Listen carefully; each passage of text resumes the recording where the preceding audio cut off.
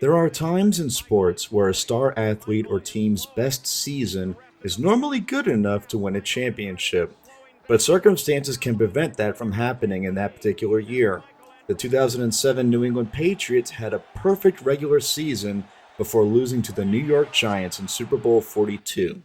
The Golden State Warriors went 73-9 in the 2015 to 2016 NBA season before losing in the finals to the Cleveland Cavaliers.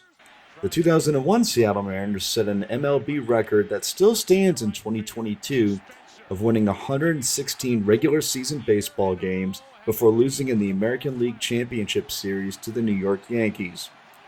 In most other years, the Patriots, Warriors, and Mariners would have won titles, but little things going wrong can add up to a star athlete not holding the championship trophy at the end of the season. Such is also the case in racing. In 2018, Alexander Rossi had an unbelievable season in the IndyCar series. In 17 races, the California native had 3 wins, 8 podium finishes, 10 top 5 finishes, and 14 top 10 finishes. Yet, Rossi didn't win the championship because he ran into the buzzsaw known as Scott Dixon. It's time to go through and dissect Alexander Rossi's 2018 IndyCar season, because under normal circumstances, that season is good enough to win a championship. Except in 2018, it wasn't. Before we get to Alexander Rossi in 2018, let's examine his career path to get to that year. Rossi started his racing path in karting. No, not these karts, though it is pretty neat to see him and Dixon racing these karts in May of 2019. Thanks to receiving a racing scholarship, Rossi moved up to compete in the Skip Barber National Championship in 2006, finishing third and moving up to Formula BMW Americas in 2007. Rossi won numerous races across his 2 seasons in Formula BMW Americas, including this one at Road America against future Formula One racer Esteban Gutierrez. Up the hill, Rossi in front, Gutierrez to the inside. It's close, can you believe it? Too close to clearly call. It's a photo finish, folks. We're awaiting the results. And there it is, Alexander Rossi by an eyelash. 4/1000ths of a second. Wow! In 2008, Rossi won 10 races en route to the Formula BMW Americas title. In December of that year, Rossi won the Formula BMW World Final in Mexico City, which got him a test with the BMW Sauber F1 team. After competing in a Formula 3 competitor series known as International Formula Master in 2009, Rossi moved up to GP2 Asia and World Series by Renault, finishing third in the 2011 WSBR standings. Rossi moved up to GP2 proper in 2013 and finished second in the 2015 championship. In the latter half of that season, Rossi competed in 5 Formula One races for Manor Marussia. I'm not sure what video I can show from F1 race broadcasts, so here's some other Rossi F1 clips. Rossi lost his seat at Manor for 2016 and went to IndyCar, signing with Brian Herta Autosport, whose eponymous team owner had just merged with Andretti Autosport. After one preseason test at Sebring, Rossi had a pretty decent rookie season, winning the 100th Indianapolis 500 on an absolutely insane fuel-saving strategy to cover the race's final 36 laps on 1 tank of fuel. Checkered flag is in the air. A first-timer is going to win the 100th Indianapolis 500-mile race. California's Alexander Rossi to the checkered flag, and he's done it. Checkered flag, you just won the Indy 500, baby! Oh my God! Awesome job! Oh my God! Rossi got more comfortable in IndyCar in 2017, scoring his second win at Watkins Glen and finishing 7th in points. That brings us to 2018.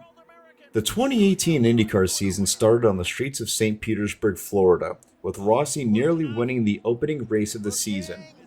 However, this collision with Robert Wickens on the race's final restart allowed Sebastian Bourdais and Graham Rahal to sneak by, dropping Rossi to third.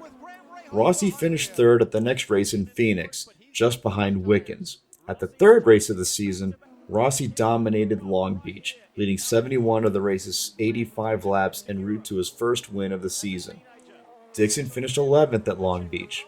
After finishing 6th and 4th in the first two races, the then four-time champion was 6th in points, 47 behind Rossi, who now had the points lead for the first time in his IndyCar career. Barber Motorsports Park was a wild race that started on Sunday, was postponed due to torrential rain, resumed on Monday in dry conditions, and ended under rain that caused a lot of problems. Rossi had his first major miscue of the season in this race. While running fourth on dry weather tires in the race's final 9 minutes, Rossi went off track in the Turn 9 gravel trap. Rossi got back to the pits and then finished 11th, while Dixon finished 6th. Dixon finished second with Rossi in 5th at the Indianapolis Motor Speedway road course race, but the Indianapolis 500 is perhaps Rossi's best drive of 2018.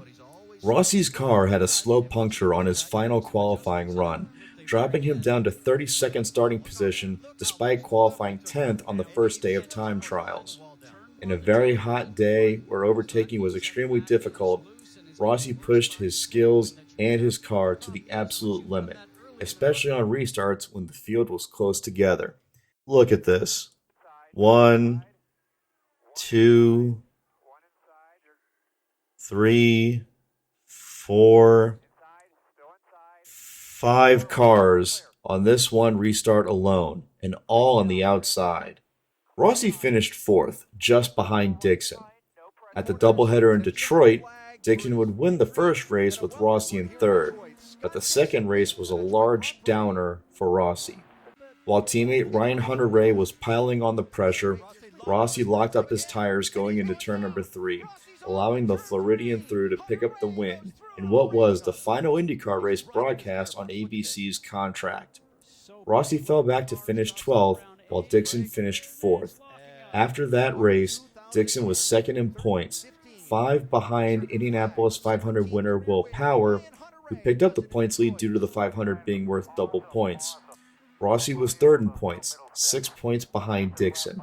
In the 5 races, from Barber to the second Detroit race, Rossi lost 53 points to Dixon. Keep that in mind. Dixon won the next race at Texas, while Rossi finished 3rd. The next race at Road America would deal Rossi a crushing blow in the championship. While running 7th, some camber shims fell out of the left front suspension, requiring Rossi to make his final pit stop early and save fuel until the end of the race. Rossi's lengthy final pit stop dropped him to 16th, while Dixon finished 3rd. With 7 races to go, Rossi was now 45 points behind the 2008 Indianapolis 500 winner. So pretty interesting. They've got something going on with their setup in the front rack and pinion setup. What are they saying on the radio, Kev? Obviously not the tire going down. I think they're looking at the shims over there on the left front.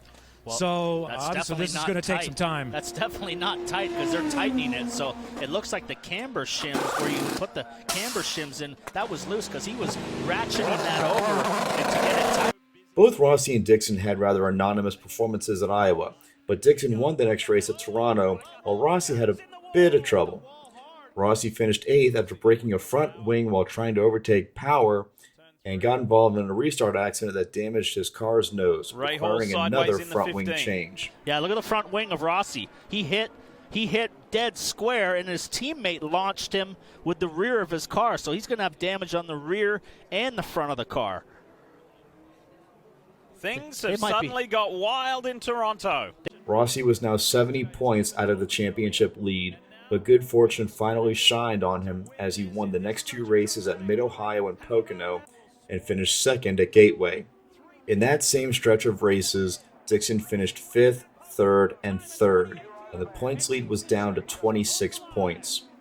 After driving through a dust storm of an accident on the first lap at Portland, Dixon finished 5th while Rossi finished in 8th after making an extra pit stop due to a strategy miscue. There's going to be plenty of action on pit road. Let's head down there. Take it away, Jan. Well, for Joseph Newgarden, he is pitting from the lead because they had committed early. We obviously see Alexander Rossi as well. They committed early to a three-stop strategy. Those who stayed out on the course are those who now have committed to the two-stop. We watch to see who wins this drag off of pit road. Newgarden launches first, and there's a delay for Rossi. That brings us to the season finale in Sonoma, with Dixon leading Rossi by 29 points. The last race at Sonoma Raceway started badly for Rossi, with front wing damage after having contact on the opening lap with teammate Marco Andretti. After pitting on the first lap, Rossi charged as best he could to finish 7th, while Dixon finished 2nd in the only other double points race that season. He can stay on the lead lap. He took the shortcut. Smart move. He'll probably be able to get out without losing a lap, but still it's a disaster. He's taken all the shortcuts around the track. He might have to serve a drive-through as well for taking those shortcuts, Kevin. So here he comes, and this is also going to waste the sticker set of alternate red, faster, stickier tires that he has. They've got another set of scuff reds, but that's the least of their concerns right now. They'll be able to stay on the lead lap, but going from 6th all the way to the back, Rossi hits his mark. They'll change the front wing assembly, they'll change tires, and then Rob Edwards told him, just get back to the program. No anger, no any kind of anxiety in his voice. As always, Alexander Rossi calm, but the championship in the opening corner takes a major twist. This Napa crew's got to do it very quickly here. They've got to get the front wing on and get him back out. If he goes a lap down, that'll be it. Luckily, he's all right. He'll get back out. Dixon won the championship by 57 points, 678 to 621. Remember those 53 points Rossi lost in the first half of the season? Yeah, those would have been ideal to have going into the final 2 races of the year. On the surface, it wouldn't have changed the championship outcome because of math. But having those extra points would probably adjust how the team approached the final 2 races with their setup mentality and strategy, among other things. Let's look at their results side by side. Across a 17-race season, Rossi had 3 wins, 10 top 5 finishes, and 14 top 10 finishes, with no results lower than that 16th place finish at Road America. Dixon, on the other hand, had 3 wins, 13 top 5 finishes, and 15 top 10 finishes, only finishing out of the top 10 with an 11th at Long Beach and a 12th at Iowa. Those numbers are simply absurd.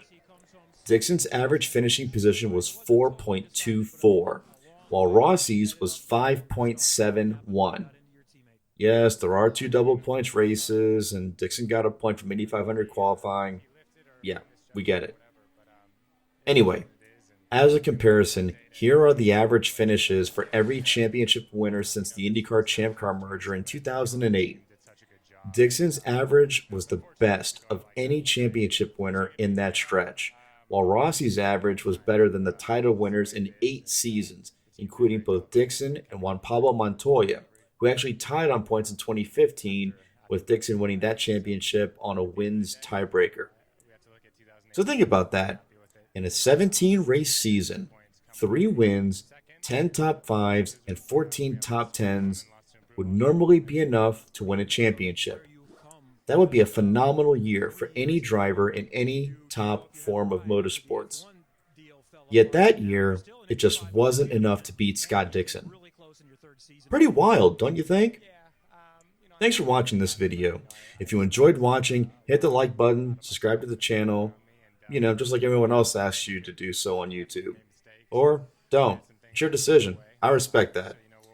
Thank you all so much for the feedback on the 1992 video. I truly appreciate your comments, and that video took a tremendous amount of effort. I'm glad that one was very well received, and I hope this one is as well received. I'm Christopher DeHardy, and I'll see y'all at the racetrack or in the next video. You can follow me on Twitter at @CDeHardy. Y'all take it easy.